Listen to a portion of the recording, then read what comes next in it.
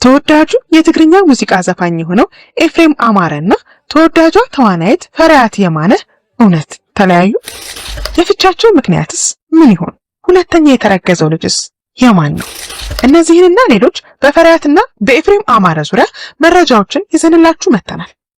እንግዲህ በህብረተሰባችን ዘንድ ከጊዜ ወደ ጊዜ እንደ ቀላል ልምድ እየተቆጠሩ ከመጡ ጉዳዮች መካከል ትዳርና ፍቺ ተጠቃሾቹ ናቸው። ያው ከሞት በመቀጠል ማለት ነው። ከጊዜ ወደ ጊዜ የሰው መሞት እኛን ማስደንገጡን አቁሟል። በጣም ከመላመዳችን የተነሳ መሞቱ ሳይሆን የሚያስገርመንና የሚያስደነግጠን የሟቾቹ ቁጥር ነው። የትዳርም ጉዳይ ልክ እንደዛው በዚህ ጊዜ ለመጋባትም ሆነ ለመፋታት ጊዜ የማይፈጅብን ጉዳይ ሆኗል። እንደ ድሮ ለትዳር የሚሆን ሰው ነው ወይ ብለን መስፈርት ማውጣትን ትተናል። በቃ ለትዳር መሰረቱ መዋደድ ብቻ ነው ብለን የደመደምን ይመስላል። በሳምንትና በ6 ወር ትውውቅ ትዳር ይመሰረታል። በ3 እና በ4 ቀን ውስጥ ደግሞ ትዳሩ ይፈርሳል። በአሁኑ ጊዜ በመዲናችን አዲስ አበባ ውስጥ እንኳን በቀን 35 ፍቺዎች ይከናወናል። ይህንን መስማቱንም ደግሞ ልምድ አድርገነው ከርመናል። 6 ወርና ዓመት ከቆዩማ እንደ ማዕረግ ተሸላሚ መቁጠርም ጀምረናል። በአብዛኛው ማህበረሰብ ዘንድ ትዳርን እንደ እስር ቤት የመቁጠር ልምድንም አካብተናል። ይህንን ጉዳይ እንደ ማህበረሰብ ልምድ አድርገን ብንወስደውም ጉዳዩ ታዋቂ የሆኑ ሰዎች ላይ ሲከሰት ደግሞ ልክ ዓለም ላይ ያልተፈጠረ ነገር በእነሱ ብቻ የሆነ እስከሚመስል ድረስ ነገሩ ስናጋንነው እንገኛለን። የሆነ ሆኖ እንግዲህ ወደ ዋናው ጉዳያችን ስንመለስ ተወዳጇ ተዋናይት ፈሪሃት የማነህና ኤፍሬም አማረ ተጋብተው አንድ ላይ መኖር ከጀመሩ ትንሽ ሰንበትበት ብለዋል። ያው የነሱ አብሮ የመሆን ጉዳይ ትንሽ አነጋጋሪ የሆነ ጉዳይ ቢሆንም ማለት ነው። ምክንያቱ ደግሞ በሰራቻቸው የተለያዩ ተወዳጅ ፊልሞችና ማስታወቂያ ስራዎች እንዲሁም በቲቪ ሆስትነት የምናውቃት በቲቪ ሆስት ያልንበት ምክንያት ለትንሽ ጊዜም ቢሆን ኢቢኤስ የመዝናኛ ፕሮግራሙን ሲጀምር የመጀመሪያ ሆስት በመሆን ስትሰራ ስለነበር ነው። በእነዚህ ሁሉ ሙያዎች የምናውቃት ፈሪሃት የማነህ ድል ባለ ሰርግ ብዙ ወዳጅ ዘመድና ታዋቂ ሰዎች በተገኙበት ከሌላ ሰው ጋር ጋብቻ መስረታ የነበረ ቢሆንም ነገር ግን ጋብቻ ከመሰረተች በኋላ ረዘም ላለ ጊዜ ከሚዲያው ጠፍታ ቆይታ ከዛም እርጉዝ ሆነ ከኤፍሬም አማረ ጋር አየናት። ያም ሳይበቃን ደግሞ አብረው መሆናቸውን ጭምር አወጁ። ከዛም ብዙ ባልተንዛዛና ባልተጋነነ ዝግጅት የቀለበት ፕሮግራም አዘጋጅተው ወዳጅ ከዘመድ ተቀላቀሉ። የልጃቸውንም ክርስትና አከበሩ። ከዛም እንግዲህ በፈሪሃት የማነ ስም በተከፈተ የዩቲዩብ ገጽም በተለያዩ ጊዜ ውሏቸውንና ፍቅራቸውን እያጋሩን ከረማውም ነበር። የተለያዩ ርዕሰ ጉዳዮችንም እያነሱ ከተመልካቾቻቸው ጋር ይወያዩም ነበር። ፈሪሃት የተለያዩ የበጎ አድራጎት ስራዎችንም ትሰራ ነበር። ከጋብቻዎቿ በኋላ ግን ወደ ፊልሙ ዓለም ሳትመለስ ቆይታም ነበር። ነገር ግን ከሰሜኑ ጦርነት ጋር በተያያዘ ስሟ ሲነሳ ከርሙም ነበር። የሰራቻቸው ፊልሞች ግን አሁንም ድረስ ተወዳጅነታቸውን ይዘው ሰልቀዋል። እንደምናውቀው ኤፍሬም አማረም ተወዳጅ የትግርኛ ሙዚቃ ዘፋኝ ነው። የእሱን ሙዚቃ ቋንቋውን የሚችለውም ሆነ የማይችለው በእኩል ስሜት ነው የሚያዜመው። የሰራቸው ስራዎች እጅግ ተወዳጅነትን ያተረፉ ቢሆንም ከነዛ መካከል ደግሞ አነ አነ፣ ሮራ፣ ሳይ፣ ህዝበይ፣ መዓዛ ልበይ የተሰኙት ደግሞ ነጥረው መውጣት የቻሉ ዜማዎች ናቸው።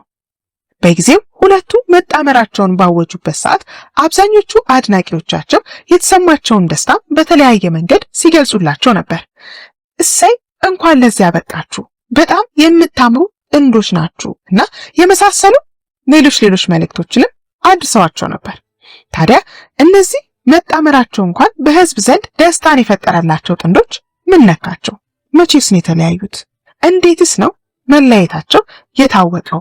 የተለያዩበት ምክንያትስ ምንድነው? የሚሉትን ጥያቄዎች እንግዲህ በዝርዝር እናቀርብላችኋለን።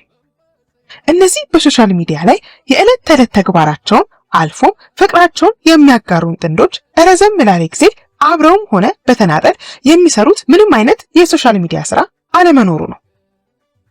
እሱ ብቻ ሳይሆን ከሶሻል ሚዲያ አካውንታቸው ላይ በጋራ ሰርተው ፖስተዋቸው የነበሩትን ስራዎች በሙሉ እንዲወርዱ ማድረጋቸውም ነው። ከዛም አልፎ በየግል የኢንስታግራም ገጾቻቸው ላይ ፖስተዋቸው የነበሩትን ፎቶዎችና ቪዲዮዎች በሙሉ ማጥፋታቸው እነዚህ ጥንዶች መካከል ንፋስ ሳይገባ አይቀርም የሚል ጥርጣሬ አሳድሯል። የሚገርመው ነገር ደግሞ ፖስቱ ከጠፋ በኋላ ሰሞኑን ፈሪሃት አዲስ የእርግዝና ፎቶን ማጋራቷ ነው። እንደሚታወቀው እነዚህ ሁለት ጥንዶች ኑሯቸውን ውጭ ሀገር ካደረጉ ሰነባብተዋል። እንግዲህ ከሰሞኑ ፈሪሃት ከፖስተችው ፎቶ ጋር በተያያዘ የተለያዩ አስተያየት ሰጪዎች ሐሳባቸውን ሲያጋሩን ከርመዋል። እንዴ እርጉዝ ሆና ነው እንዴ ጥሏት የሄደው?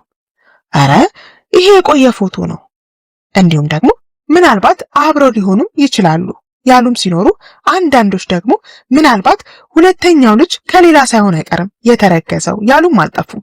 ለማንኛውም በዚህ ጉዳይ ላይ ሁለቱም የጉዳዩ ባለቤቶች እስካሁን ድረስ ሐሳብ አስተያየት አልሰጡም። በጉዳዩ ላይ ዝምታን መርጠዋል። ነገር ግን እኛ እንደ ምኞታችን ሁለቱ ተወዳጅ ጥንዶች መካከል የገባ ንፋስ ካለ ፈጣሪ ነገሮችን አስተካክሎላቸው ልጆቻቸውን በሰላምና በፍቅር ለማሳደግ እንዲያበቃቸው እንመኛለን።